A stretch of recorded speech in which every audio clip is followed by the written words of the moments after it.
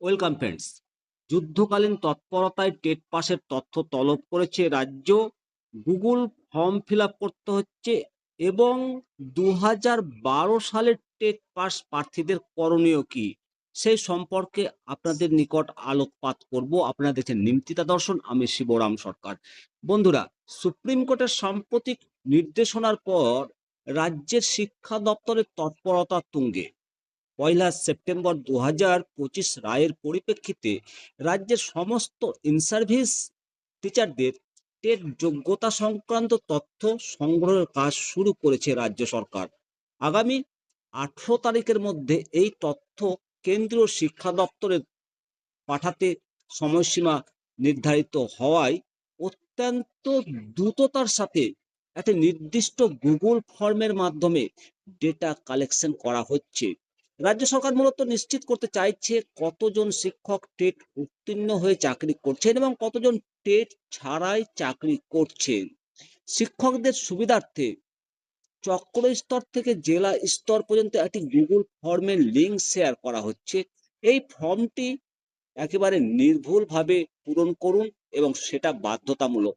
Form fill up করার সময় কয়েকটি ধাপ আপনাকে খেয়াল রাখতে হবে। প্রাথমিক যে তথ্য, প্রথমেই আপনার নিজের নাম এবং বর্তমান স্কুলের নাম সঠিকভাবে লিখুন।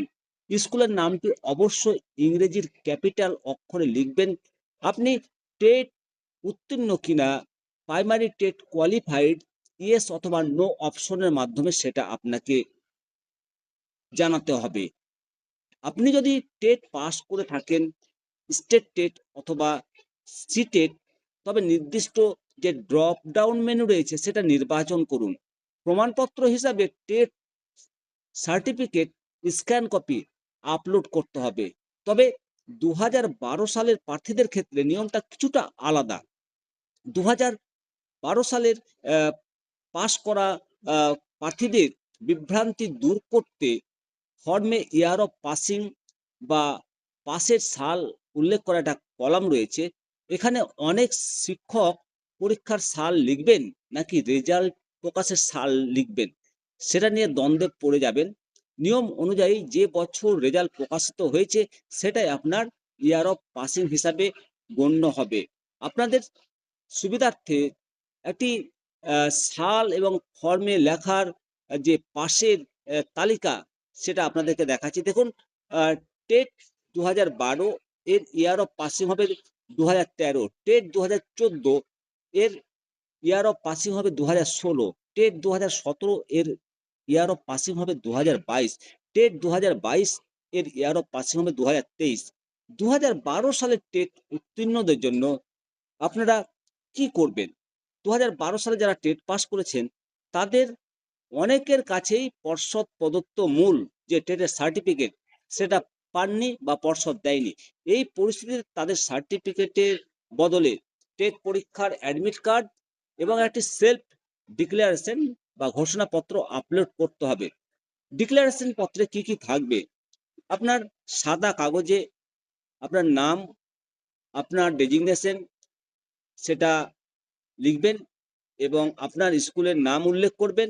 পাশাপাশি ওয়েস্ট বেঙ্গল থেকে যে টেট পাস করেছেন পাসের সাল 2013 এবং আপনার 2012 সালের যে রোল নাম্বারটা সেটা লিখুন এবং স্পষ্টভাবে লিখতে হবে যে এখনো আপনি উপযুক্ত কর্তৃপক্ষের কাছ থেকে টেট সার্টিফিকেট হাতে পাননি।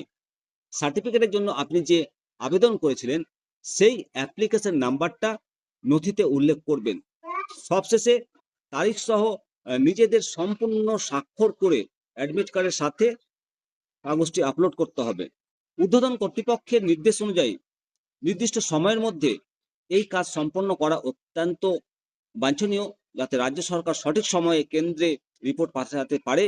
সেই জন্য আপনাদের দৃষ্টি আকর্ষণ করছি, অবশ্যই আপনারা সঠিক তথ্য দিন এবং যদি কিছু জানার থাকে অবশ্যই কমেন্ট সেকশনে কমেন্ট করুন। জয় হিন্দ, জয় ভারত।